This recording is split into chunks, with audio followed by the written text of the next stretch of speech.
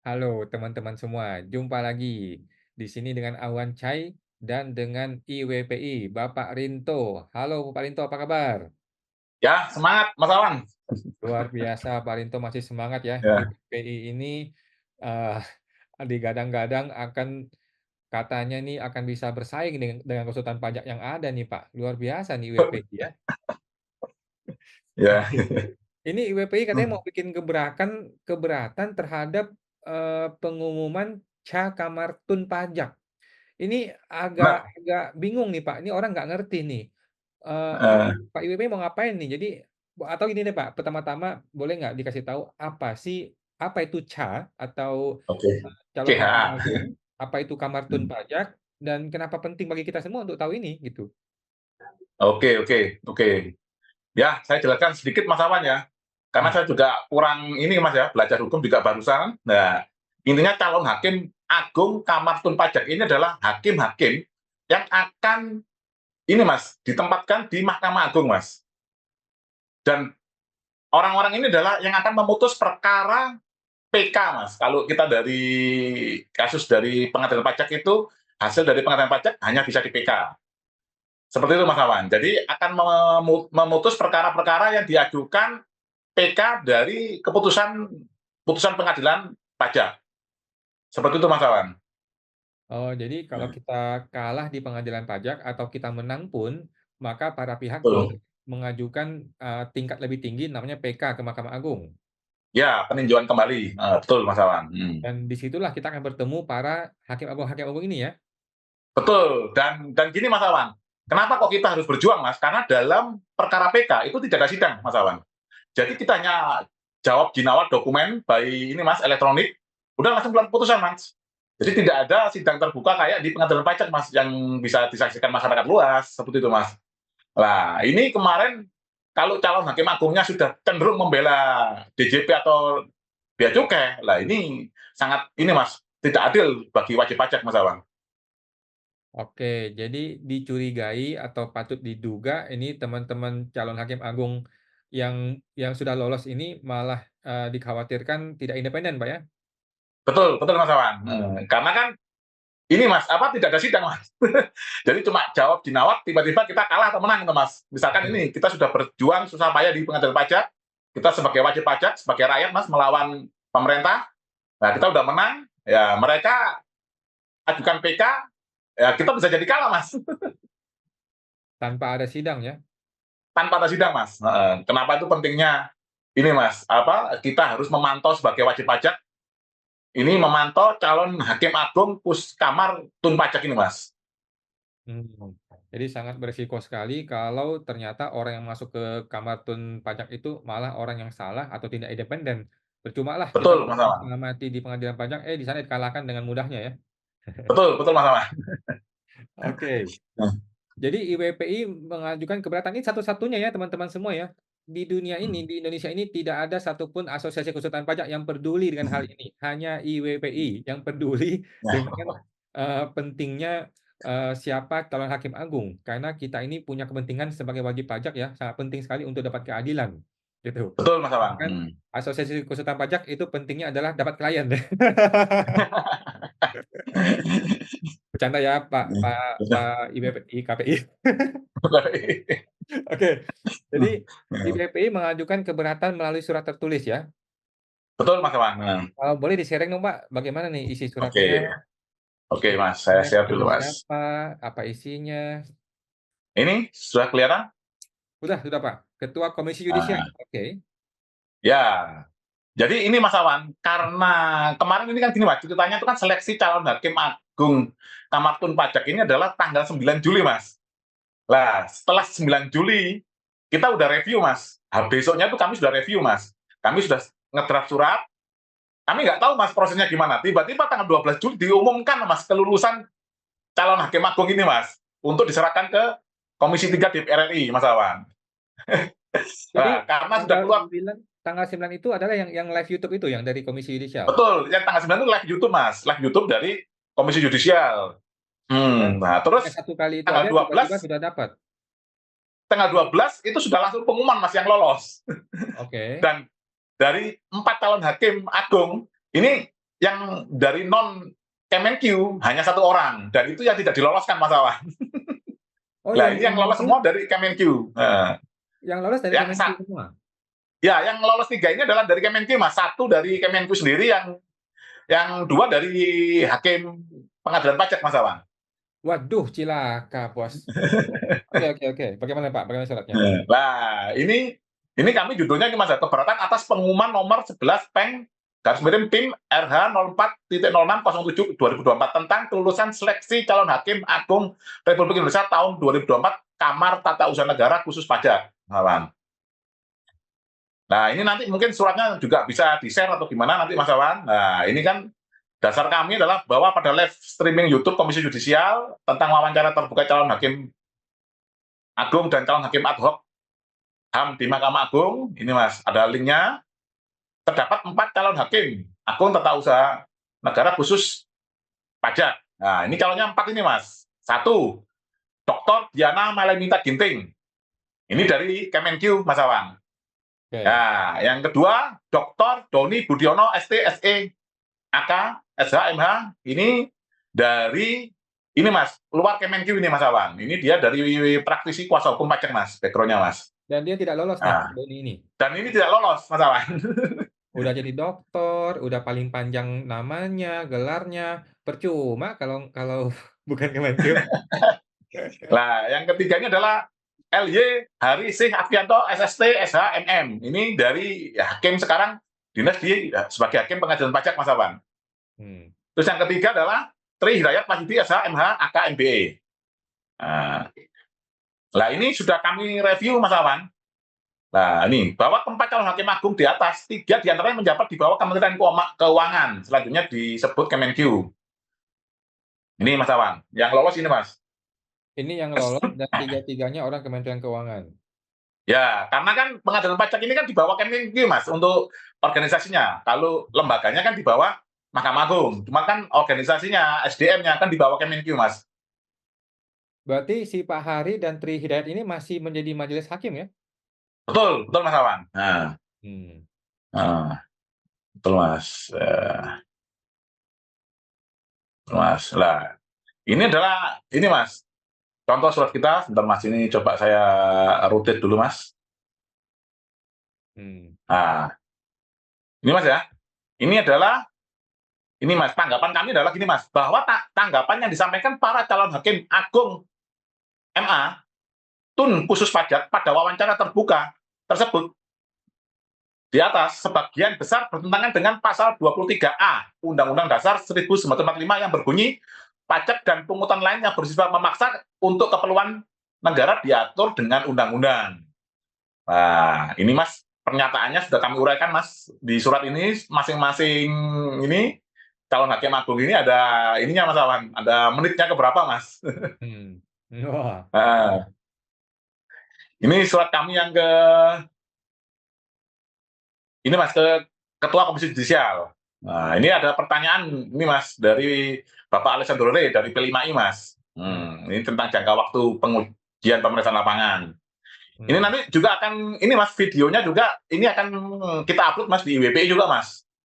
Di YouTube-nya IWPI khusus untuk ini aja Mas Awan, untuk masing-masing pendapatnya masing-masing ini calon hakim agung ini Mas Awan. Lah, ini kan nanti bisa di-share atau gimana Mas Awan? Ini kan karena surat kami dari IWPI terbuka untuk ke Komisi Yudisial. Cuman kan ini keberatan saja Mas. Kalau di suratnya sendiri Mas itu sudah tertulis bahwa keputusan ini tidak dapat diganggu-gugat Mas Awan. Nah, ini pada intinya ini Mas, pada intinya adalah semua calon hakim ini, semua calon hakim agung ini Mas Awan, ini tidak mau menggunakan undang-undang administrasi pemerintahan dalam memutus perkara-perkara perpajakan Mas Awan. Nah, itu bertentangan dengan pasal 23A bahwa pajak dan pungutan yang bersifat memaksa itu diatur dengan undang-undang, itu Mas, bukan undang-undang perpajakan. Nah, ini contohnya yang dari ketiga hakim ini Mas, dari masyarakat dari Pak Alessandro Re itu tanyanya sama Mas, misalkan tentang prosedur pelanggaran tata cara pemeriksaan. Nah, semua 3 calon hakim agung yang lolos ini Mas, itu mengatakan bahwa boleh melanggar Mas. Kalau tidak ada sanksinya dalam peraturan perundang-undangan di perpajakan. Nah, terus dari Pak Alessandro mengatakan, apakah tidak bisa Hakim Pengadilan Pajak ini memutus berdasarkan Undang-Undang AP? Katanya tidak bisa, Mas. Karena nanti walaupun dibatalkan, toh kalau diulangi hasilnya sama, gitu loh, Mas. Hmm. Itu lucu, Mas. Padahal sebenarnya, Mas, kalau dari Direktorat Jenderal Pajak ini Mas ya, mengurangi arogansinya, itu dia bisa menggunakan pasal 31 Mas, Undang-Undang KUP, Mas. Mereka batalkan saja, terus dilakukan pemeriksaan ulang. Seperti Hmm. itu, Mas Awan. Ini Mas, jarang digunakan oleh pengadilan pajak dan DJP, Mas. Hmm. Jadi ini kesimpulannya ini, Mas ya, bahwa berdasarkan uraian penjelasan di atas, maka dapat disimpulkan bahwa pegawai di bawah Kemenkyu menormalisasi pelanggaran dalam prosedur tata cara pemeriksaan. Adapun bagi pegawai pajak yang telah melanggar peraturan di bidang perpajakan hanya sanksi internal bagi pegawai yang bersangkutan. Karena tidak ada sanksi yang mengatur di bidang peraturan perpajakan. Terlebih lagi pegawai di bawah Kemenkyu atau adalah pejabat publik. Maka bila mana dalam satu aturan atau perundang-undangan tidak diatur akibat hukum atau sanksi hukum, harus melihat aturan atau perundang-undangan lainnya yang mengatur hal tersebut. Faktanya, pegawai Kementerian Keuangan menutup mata atas norma lain tersebut dan hanya tunduk pada undang-undang di bidang perpajakan, seolah-olah tidak mengakui undang-undang administrasi pemerintahan dan peraturan perundang-undangan lainnya, Mas Awan. Terus yang nomor 2, poin utama kita yang kita sampaikan adalah para calon hakim agung MA Tun khusus pajak berpendapat seolah-olah pegawai Kemenkyu boleh melanggar peraturan perundang-undangan di bidang perpajakan. Hal ini bertentangan dengan pasal 23A Undang-Undang Dasar 1945 yang berbunyi pajak dan pungutan lain bersifat memaksa untuk keperluan negara diatur dengan undang-undang. Jika konstitusi saja ditentang oleh pejabat publik, dalam hal ini pegawai Kemenkyu yang mencalonkan diri sebagai hakim agung, maka pejabat publik tersebut tidak mengakui bahwa negara Indonesia adalah negara hukum. Berdasarkan uraian di atas, kami mohon Ketua Komisi Yudisial Republik Indonesia untuk mempertimbangkan kembali usulan calon hakim agung Kamartun khusus pajak karena usulan yang diusung oleh Komisi Yudisial berasal dari pejabat di Kemenkyu. Selain itu karena resiko konflik kepentingan, Mas, sangatlah tinggi. Juga dikhawatirkan para calon hakim tidak mampu untuk menegakkan kode etik dan pedoman perilaku hakim, terutama terkait dengan prinsip profesionalitas, gitu, Mas. Terlebih lagi, dua calon hakim agung Tun khusus pajak adalah pegawai di Majelis Pengadilan Pajak, Mas. Betul, Mas. Jika dalam pengangkatan calon hakim agung Tun khusus pajak adalah berasal dari Kementerian Keuangan, gugurlah kewajiban wajib pajak dalam memperjuangkan keadilan dan haknya serta hilangnya kepercayaan wajib pajak pada pengadilan di negara Indonesia ini, Mas Alan.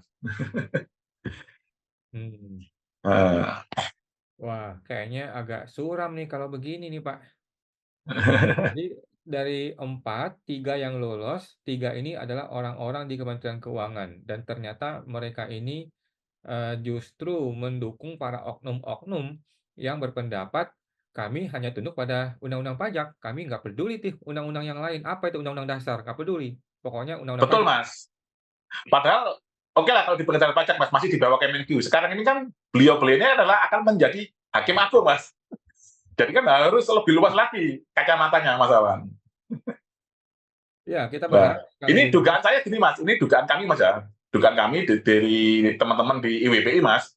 Itu kan kami mendengar, Mas ya. Kami mendengar isu bahwa kalau DJP kalah, Mas, kan memang kalah, Mas ya. 60% kan kalah, Mas ya. Berdasarkan data di pengadilan pajak kan 60% DJP kalah. Nah, itu kami dengar ada isu, Mas, yang penting walaupun kalah, Bapak Dirjen Pajak, Mas, menyuruh yang penting tetap ajukan PK, Mas. Lah, karena PK banyak, Mas, akhirnya Mahkamah Agung kekurangan pegawai, Mas Awan. Akhirnya Mahkamah Agung mengajukan pengajuan meminta calon hakim agung khusus Kamartun pajak ini, gitu loh, Mas Awan. Lah, membuka lowongan lah KY, gitu loh, Mas, untuk seleksi calon hakim. Lah, yang masuk orang-orang ini lagi, gitu, Mas Awan. Waduh, sulit juga ya. Jadi ini Suryo Utomo ini kalau kalah di pengadilan bukannya malu, bukannya introspeksi, tapi ayo kita gugat lagi ke Mahkamah Agung. Betul, Mas, PK. Kalau kita ini kan kalau kalah di pengadilan minimal ada rasa malu lah. Betul, Jadi kan Mas. terbukti kita salah, kan gitu. Betul, betul, Mas Awan. Minimal ada rasa malu atau permintaan maaf gitu ya. Ini enggak usah. Kita gugat balik itu si wajib pajak itu. Iya. Pak Suryo, Pak Suryo. Oke.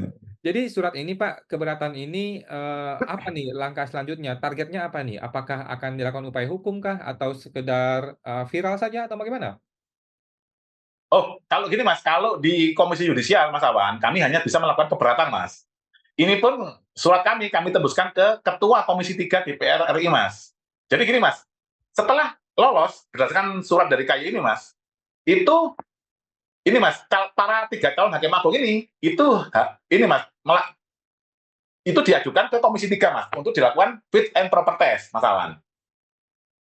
Lah, jangka waktu fit and proper test ini adalah Komisi 3 DPR ini mempunyai waktu cuma 30 hari Mas Awan, 30 hari tapi dari surat pengumuman tadi diserahkan ke Komisi 3 Mas. Itu kan suratnya tanggal 12. Lah, kita nggak tahu kapan diserahkan ke Komisi 3. Anggaplah itu kita tanggal 12 itu loh Mas Awan.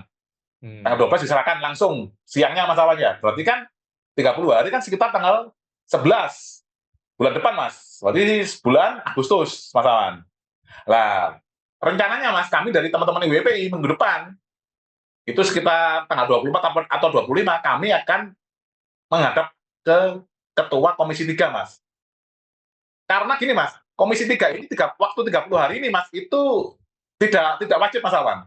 Jadi Komisi 3 boleh menggunakan hak untuk fit and proper test atau tidak Mas. Kalau tidak menggunakan Mas Awan, selama 30 hari selesai, nah itu otomatis Presiden bisa langsung melantik Mas. Punya waktu Presiden melantik punya waktu 14 hari dari habisnya 30 hari tadi Mas Awan. Seperti itu Mas Awan. oke Pak, siap, mantap. Ini Bapak tembusan ke ketua komisi dan diarsip ya. Ya. Bapak perlu tembusin satu lagi Pak, kepada Tuhan Yang Maha Esa Pak.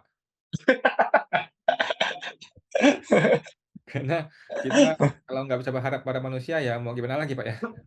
Iya. Ini lagi Mas, satu lagi saya kalau bisa share screen Mas Awan. Ini coba, ini kami iseng-iseng Mas. Kami iseng-iseng. Ya. Ini kelihatan Mas ya? Ya, iya Pak. Nah, ini iseng-iseng Mas ya. Canggihan mana Mas? Ini kami dari WPI Mas, karena kami dari banyak teman-teman IT, canggihan mana calon hakim agung ini dengan AI Mas. Kami generate pakai aplikasi AI, ya, tentang majelis hakim pengadilan pajak yang seharusnya mempertimbangkan undang-undang administrasi pemerintahan dalam memutus perkara perpajakan. Nah, ini kami menggunakan aplikasi namanya Perplexity.ai Mas Awan.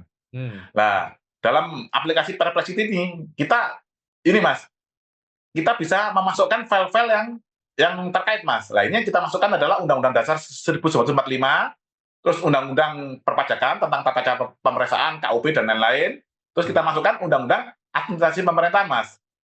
mmm, Nah, terus kita tanya Mas, gimana apabila pemeriksa pajak melanggar surat ketetapan pajak, ya, melanggar jangka waktu pemeriksaan, ya, tentang ini Mas, dalam pemeriksaan pajak dan mmm, wajib pajak menggugatnya di pengadilan pajak.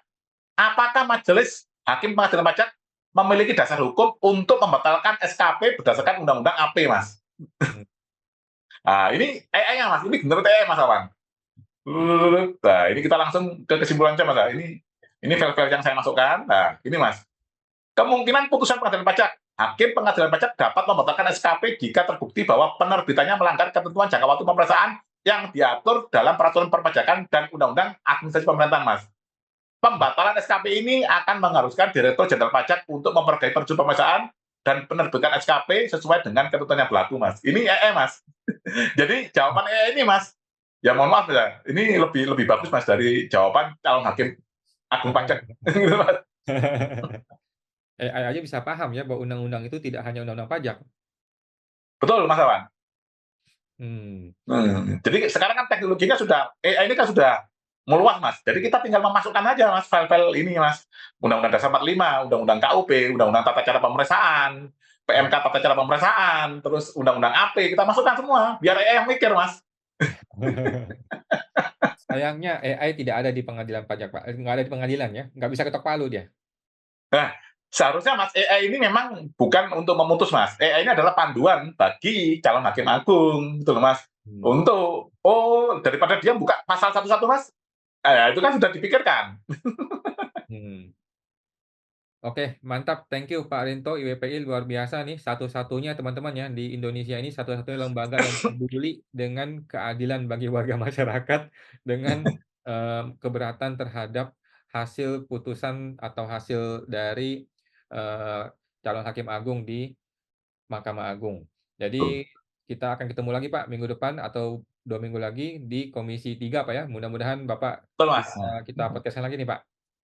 Siap, Mas Awan. Nanti kita akan juga mungkin kalau ada semacam press release, Mas, yang kita ke media, itu Mas, bahwa ini sebagai Ikatan Wajib Pajak Indonesia, kami memperjuangkan kepentingan wajib pajak, Mas. Itu Mas Awan, biar tercapai keadilan. Itu aja Mas yang kami inginkan, Mas. Oke, siap. Thank you Pak Rinto. Kita jumpa lagi Pak. Terima kasih, Mas Awan. Pak.